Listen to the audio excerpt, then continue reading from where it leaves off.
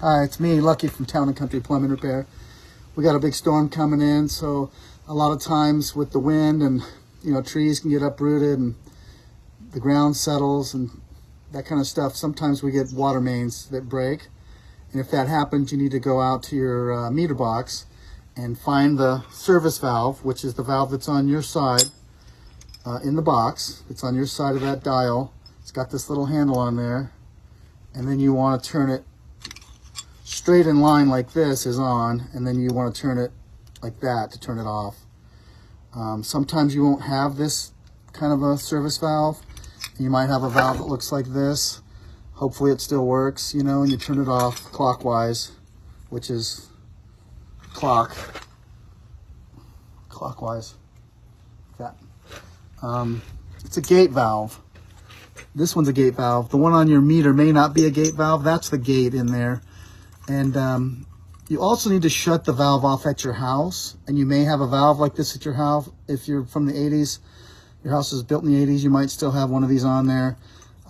These are notorious for breaking because this gate, the screw that drives this thing up and down, can get deteriorated from the calcium in there. And so we've replaced these. Nobody really uses these anymore.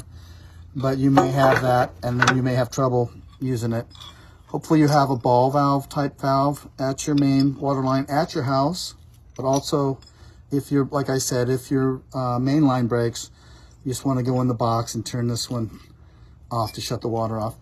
The other thing I wanted to mention is leaves that can clog up area drains.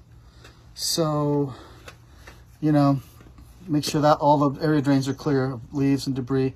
If it really does come down like they're saying it could at a couple inches per hour, which is unfathomable for me, but I suppose it is possible, you might want to keep an eye on any drain that's protecting your house just to make sure, you don't get a flood from that. Also, your neighbors have area drains possibly, and if your house is lower than them, or if theirs clogs up and it could come onto you, so you might want to be aware of that.